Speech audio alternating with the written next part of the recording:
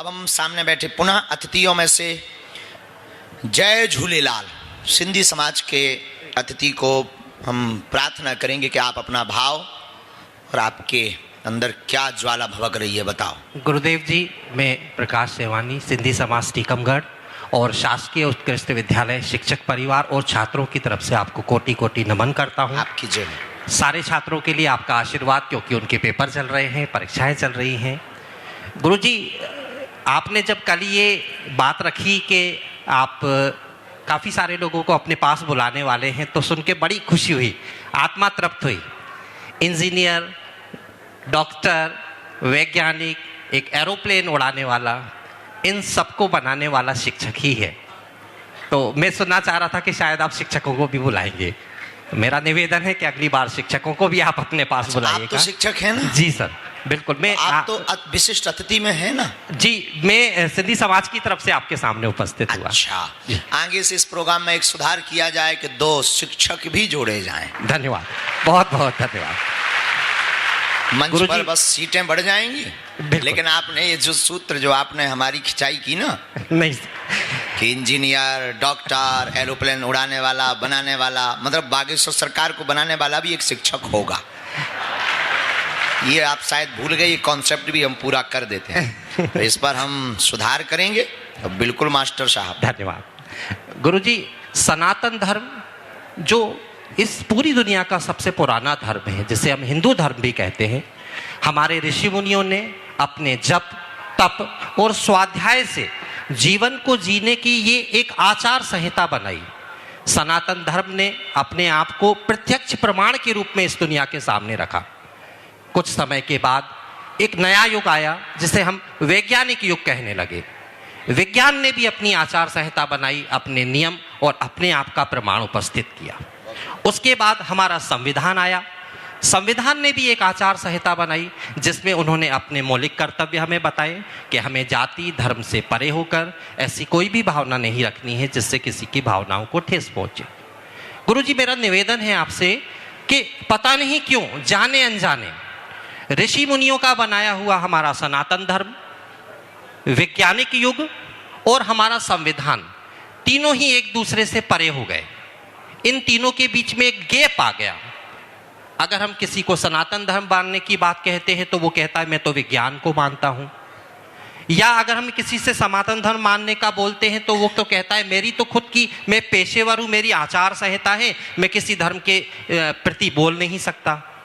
गुरुजी, अगर हमें समृद्ध भारत बनाना है तो इन तीनों के बीच में ये जो गैप आ गया, सनातन अलग, संविधान अलग और वैज्ञानिक युग अलग, बस मैं आपसे यही चाहूंगा कि आप ऐसा कोई उपाय बताइए कि हम इन तीनों को मिला के लोगों के अंदर ये भावना डाल दें कि ये एक ही है, हमारा संविधान, हमारा वैज्ञानिक युग और हमारा जो सनातन धर्म है, उसमें कोई अंतर नहीं है। आप अपने दिल की बात, अपने धर्म की बात को बिल्कुल भी अपने सामने रख सकते हैं। ऐसा कोई उपाय जिससे ये अंतर खत्म हो जाए। बहुत सुंदर, बहुत, एक बार जोरदार ताली बजाइएगा। आपका पूरा हमने चैप्टर सुना और इतना तार्किक, इतना लॉजिक से भरा पड़ा है कि इस बात को अगर कोई समझे ना, तो हमें लगता है कि वर्तमान में भारत की जो गृह युद्ध की स्थिति बन रही है ना, आपको सबको बताते हुए हम आपको बता दें कि हमारे अंतर मन में क्या चल रहा है। हमारे मन में चल रहा है कि भारत में अंतर ग्रह की जो स्थिति निर्मित हो रही है, ये प्रोग्राम शुरू करने का हमारा उद्देश्य ही यही है कि यह गृह युद्ध की तरफ भारत ना जावे।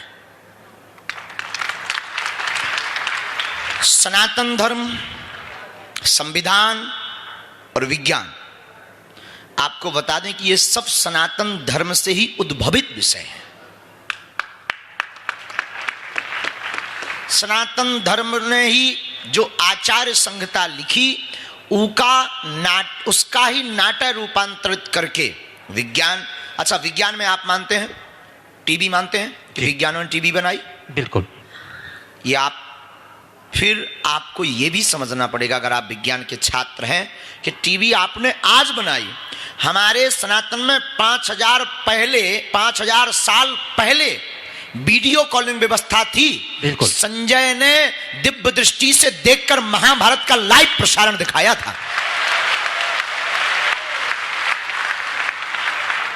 आप मानते हैं कि आपने हवाई जहाज बनाई? विज्ञान के छात्र के तौर पर, हाँ या ना? जी।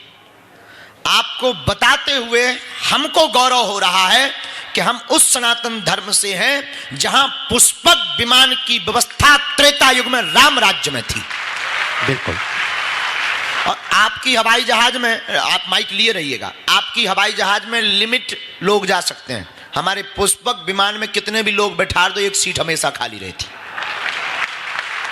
और आपकी हवाई जहाज की गति सीमित थी और हमारे पुष्पक विमान की गति असीमित, तो मन की गति से चलने वाला था।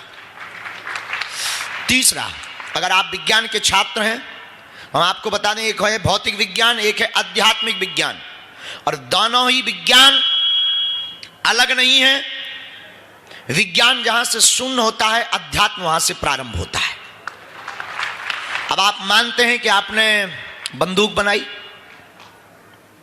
मानते हैं सर? जी। AK-47 जी। दुनालू हमने देखी तो नहीं है, टीवियों पे देखी है, छू के तो नहीं देखी।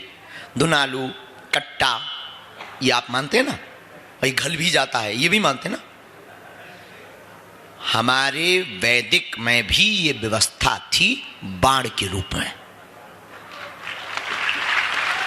और हमारे सनातन, अपने, हमारे नहीं, अपने सनातन धर्म में आप लोग जो बंदूक नहीं बना पाए, वो अपने सनातन धर्म ने कई हजार साल पहले शब्द वेदी बाण बना करके बता दिया था विज्ञान को। अभी आपकी ऐसी कोई बंदूक नहीं बनी है, आज तक ऐसी कोई बंदूक नहीं बनी है कि जहां से आवाज निकले वो तो ही घले। कई बार मारत कहूं है, गलत कहूं है, समझ गए आप? लेकिन अपने सनातन धर्म में इतनी गहराई है, हम आपको बता दें, विज्ञान ज्ञान दोनों अलग नहीं है। अब आपने कहा ये जो खाई हो गई, ये मिटेगी कैसे? जी। ये तभी मिटेगी, डॉक्टर लोग यहां बैठे हैं, हम इनकी बुराई करते हैं शुरू, सुनो।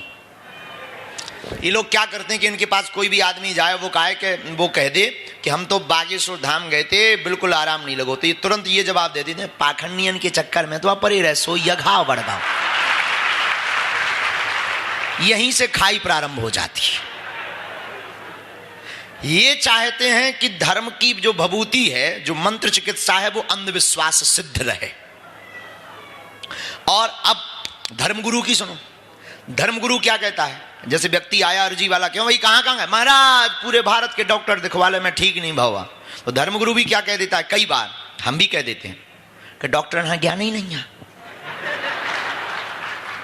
यही खाई का कारण है। कारण ये है कि हम अपने क्षेत्र को सर्वोत्तम बनाने के चक्कर में दूसरे को नीचा दिखा रहे हैं। जी। विज्ञान को ही सर्वोत्तम बनाने के चक्कर में सनातन को नीचा दिखाने का काम कर रहे हैं। और ये जो संविधान है, संविधान को ही सर्वोत्तम बनाने के चक्कर में कई बार विज्ञान को नीचा दिखा देते हैं, न जाने क्या क्या नीचा दिखा देते हैं। तो इस खाई को तभी पाट सकते हैं जब प्रत्येक वर्ग का व्यक्ति ये समझ जाए, मूल में भूल ना हो, मूल सनातन ही है। आज से 5000 साल पहले आप बता दीजिए कौन सा संविधान था? बिल्कुल भी नहीं। कोई विज्ञान की आचार संहिता थी? नहीं थी, बिल्कुल नहीं। सनातन की आचार संहिता थी, और सनातन की आचार संहिता से विज्ञान की आचार संहिता हुई है, और विज्ञान की आचार संहिता परिस्थिति से, राष्ट्र की परिस्थिति से संविधान की आचार संहिता है। हम तीनों को मानते हैं, और भारत के प्रत्येक नागरिक को तीनों का सम्मान करना चाहिए, चाहे वो किसी भी मजहब का हो, किसी भी पंथ का हो, किसी भी जाति का हो, चाहे वो केवल विज्ञान का छात्र हो, स्टूडेंट हो, या वो केवल संविधान को मानने वाला हो। लेकिन ये किसी को भारत में या दुनिया में अधिकार नहीं है कि अपने कार्य को सर्वोत्तम मानने के चक्कर में दूसरे को नीचा बताया जाए। इसकी खाई को पटाने का एक ही सर्वोत्तम उपाय है कि लोगों में जन जागृति अभियान नुक्कड़ नुक्कड़ जगहों पर शुरू किया जाए। ये बड़े लेवल से नहीं होना है, ये छोटे लेवल से होना है। गांव की गलियों से, चाय के डब्बों से, किराने की दुकान से, आटा चक्की की महफिल से इसकी जागृति प्रारंभ होनी है, तभी ये व्यापक हो पाएगा। जी, और ये काम आप शुरू कीजिए। जरूर, बिल्कुल, आपका आदेश है, जरूर ऐसा होगा सर। बहुत बहुत धन्यवाद आपका। धन्यवाद।